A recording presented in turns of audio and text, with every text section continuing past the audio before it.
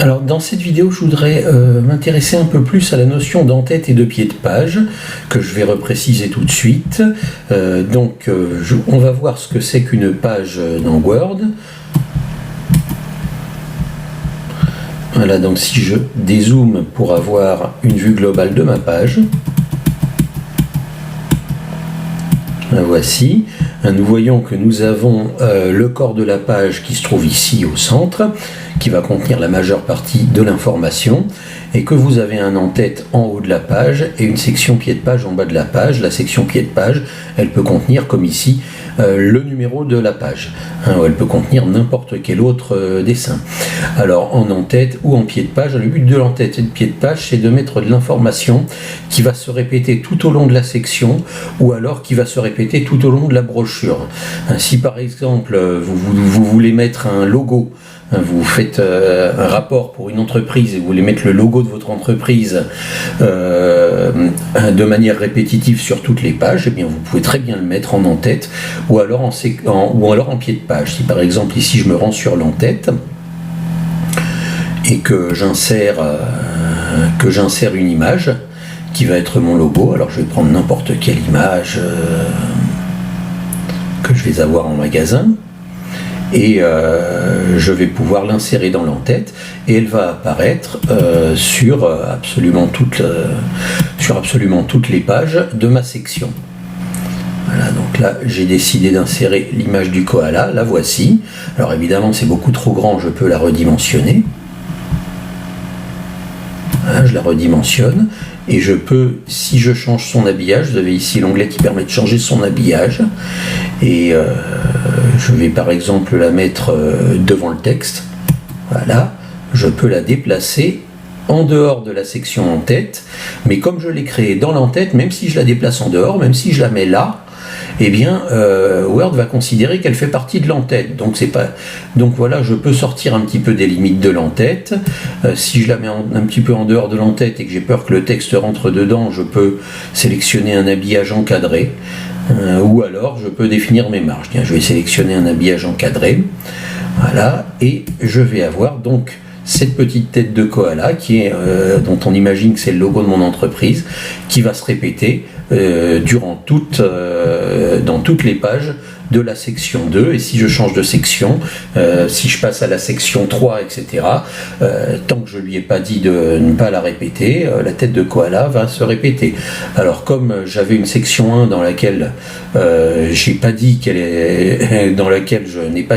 qu'elle devait être identique à la section 2, je pouvais pouvoir supprimer la tête de koala de la section 1, le logo de la section 1. Si la section 1 par exemple, si la première page est la couverture de mon rapport, alors j'ai pas envie d'avoir le logo ici en tout petit en plein milieu, j'ai envie de l'avoir en grand, en très grand ici.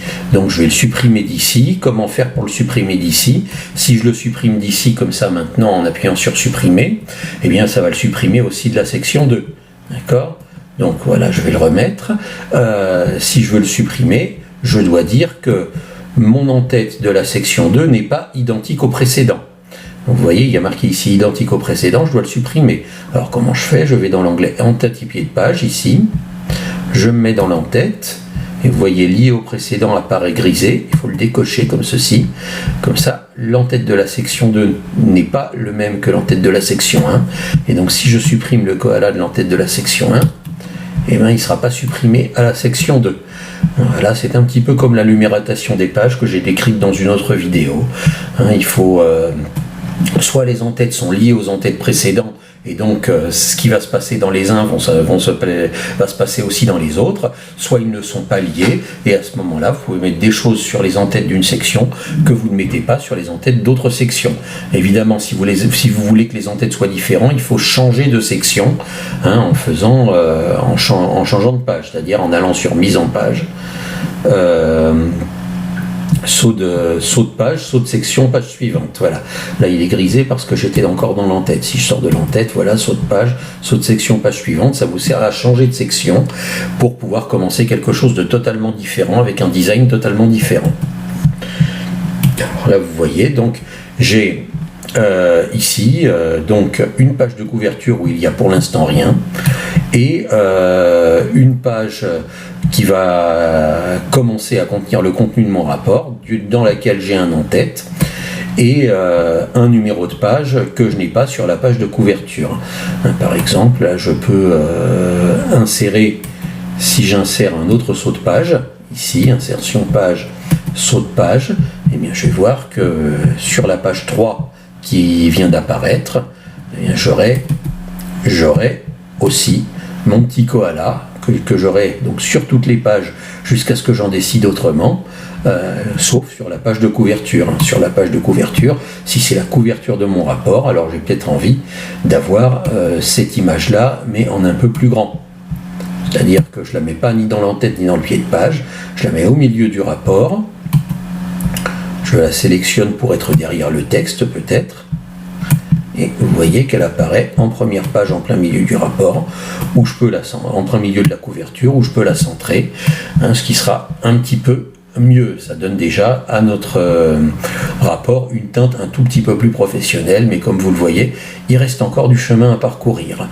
Donc voilà pour les en-têtes et les pieds de page.